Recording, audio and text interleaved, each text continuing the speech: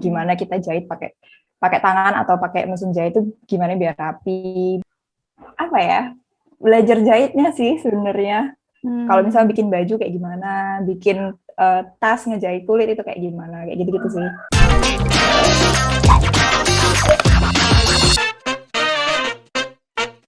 Halo teman-teman semua, ketemu lagi bersama aku Audrey di acara Ide Talks X Prodes yang akan mengupas habis seputar desain produk.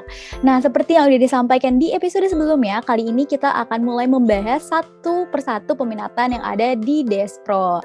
Dan untuk episode kali ini, kita akan mulai membahas mengenai peminatan aparel. Nah, tapi kali ini ada yang berbeda karena bintang tamunya ganti. Dari yang sebelumnya partnerku Nityo, kali ini kita kedatangan bintang tamu yang merupakan salah satu seniorku yang udah pernah terjun langsung ngerasain kelas peminatan aparel itu sendiri. So langsung aja kita sapa, ada Mbak Sita di sini. Halo Mbak Sita, apa kabar? Halo, hai. Boleh Mbak Sita memperkenalkan diri dulu nih ke teman-teman yang ada di podcast ini. Oke, aku Sita Pagagiri, biasa dipanggil Sita. Aku mahasiswi Despro semester 6 sekarang. Seniorku ini guys, jadi udah semester 6, bentar lagi udah mau lulus. Gimana Mbak Sita kuliah awal-awal semester ini udah mulai padat belum Mbak tugas? Belum sih, kaget juga sih. Semester ini udah minggu ketiga mau minggu keempat, jadi belum sehektik semester lalu. Mungkin karena cuma 20 SKS ya, semester lalu kan 24. Oh, rame banget ya semester lalu 24 SKS. Nah, kalau Mbak Sita sendiri semester ini sekarang ngambil peminatan lagi nggak, Mbak?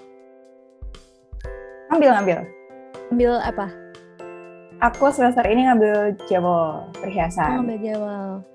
Berarti kemarin ngambil peminatan aparel tuh di semester 5. Semester 5. Oh, berarti baru banget ya, Mbak? Semester 5 kemarin. Oke nih, berarti ini pas banget nih topik bahasan kita kan mengenai peminatan aparel nih, karena kebetulan Mbak Sita udah berpengalaman di peminatan aparel, jadi kita mau ngupas tentang aparel nih. Nah, sebenarnya ini sih Mbak pertanyaan paling awal, kan aparel itu lumayan cukup kayak melekat gitulah sama kehidupan kita gitu, dan banyak banget rata-rata juga anak Despro juga kebanyakan minatnya ke aparel gak sih, hampir berebutan kalau misalkan setiap ada pembukaan peminatan kelas aparel. Nah, sebenarnya kalau di aparel itu kita sebenarnya belajar apa sih Mbak? Yang kita pelajari di awal, benda-benda itu ada apa aja gitu yang meliputi aparel? Sebenarnya yang paling awal di aparel pasti jahit ya. Gimana kita jahit pakai tangan atau pakai mesin jahit itu gimana biar rapi, biar kita ngerti mesinnya itu kayak gimana kerjanya, kayak gitu sih. Nah, kalau berarti di aparel itu udah sekaligus sama praktek ya Mbak? Jadi kita nggak cuma ngedesain sebuah produk aja? Iya, jadi di Despro itu kalau aparel, jadi ada kelas peminatan aparelnya, terus kita kan dapat namanya Despro 1, desain produk 1. Nah, itu juga aparel. Nah, kita lebih banyak hal-hal ngedesain, terus brainstormingnya itu di Despro 1, tapi untuk praktek ngejahit, terus bikin-bikinnya itu lebih ke aparel 1. Paham. Ternyata masih berkesinambungan ya antara si DP1 sama peminatan aparel ini. Dikirain aku tuh kalau aparel 1 tuh kita masih belajar ngedesain, baru nanti pas aparel 2 kita baru belajar manufakturnya gitu Mbak. Buat ternyata enggak ya? Enggak, sebenarnya DP1 itu juga bikin, cuman beda gitu loh. DP1 tuh udah ada konsepnya kita mau bikin apa, cuman kalau di aparel itu kita belajar dari nolnya, kita ngejahitnya gimana, terus kalau misalnya bikin baju kayak gimana, bikin tas ngejahit kulit itu kayak gimana, kayak gitu-gitu sih. Nah, berarti kalau misalkan udah masuk ke praktek nih, kira-kira nih Mbak, tools apa aja sih yang dibutuhin gitu untuk persiapan misalnya kita ngambil kelas peminatan aparel?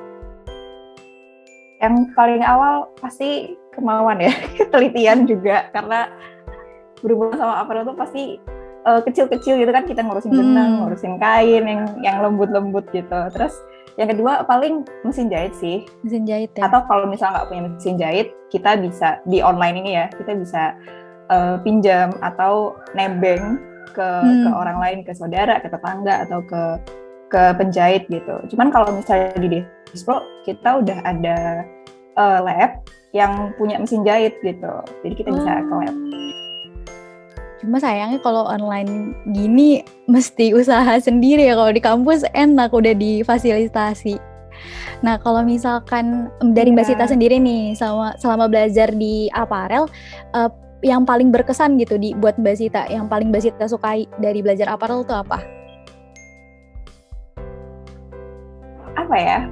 Belajar jahitnya sih sebenarnya. Kayak main-main mesin jahit, terus mesin jahit tuh kayak gini, terus misalnya mesin jahitnya ada kerusakan apa gitu, kita bisa benerin. Atau kita bikin baju nih, misal kita bikin baju tuh from scratch, dari kita beli kainnya, kita atur bahannya kayak gimana, terus kita potong kainnya, kita bikin polanya kayak gitu-gitu. Itu yang paling seru sih. Nah, tapi nih Mbak, sebenarnya kalau di aparel itu sendiri, apakah umumnya kayak lebih membuat ke baju atau apa gitu? Bisa disebutin nggak Mbak, kira-kira tuh benda yang bisa kita buat di aparel tuh apa aja gitu? Buat gambaran teman-teman juga. Sebenarnya luas banget ya aparel. Kita bisa bikin baju yang paling common. Atasan atau bawahan, celana, rok gitu yang paling gampang. Atau kita bisa bikin kayak aksesori kepala kayak topi gitu. Aku pernah sih bikin topi, coba-coba, dan ternyata gampang. Terus kita bisa bikin ID card, itu termasuk aparel loh. Terus kita bisa bikin sepatu, bisa bikin tas dari kulit atau dari apapun, itu juga termasuk aparel. Oke, kalau kayak gitu. Nah, kalau misalkan ngebuat suatu benda pasti butuh ide kan tuh Mbak. Nah, biasanya nih Mbak Sita sendiri kalau misalkan ngambil ide nih buat ngedesain produknya sendiri gimana? Nyari sumber inspirasinya? Yang pertama, ini agak nggak boleh dicontoh sih ya sebenarnya. Ini dari internet. Jadi aku coba lihat model-modelnya dari internet, dari Pinterest yang paling banyak, karena di situ bagus-bagus. Jadi patokan aja desainku harus kayak gimana. Terus yang kedua, dari kebutuhanku sendiri. Misal aku menempatkan diriku itu jadi user.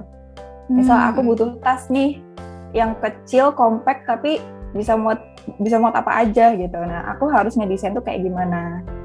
Kayak gitu. Terus aku pengennya bahannya apa yang cocok buat aku, atau kulit, atau kain, atau kanvas kayak gitu. Oke. Nah ini sebenarnya ini bisa jadi masukan juga nih buat kita kalau misalkan kita kebingungan, ya belajar dari keperluan kita sebenarnya apa sih gitu. Lumayan membantu juga untuk nyari ide kan. Nah, so it's gonna be the last question nih untuk Mbak Sita nih. Ini jadi kan Mbak Sita udah terjun ke kelas peminatan aparel nih. Nah, dari Mbak Sita sendiri kira-kira udah ada gambaran belum kayak ke depannya nih dari ilmu yang aku dapat selama peminatan di aparel, mau buat produk nih atau mungkin udah terrealisasikan sekarang? Karena dari dulu udah terjun ke aparel, maksudnya dari kecil gitu ya udah belajar aparel, jadi udah banyak yang udah terrealisasikan di luar kelas aparel sendiri. Cuman kedepannya aku masih bingung nih, karena aku kan ambil 2, aparel sama perhiasan. Nah, aku lagi bingung apakah aku harus ambil aparel atau perhiasan untuk TA. Dua-duanya seru sih. Masih dilema ya? Cuman kayak dilema banget.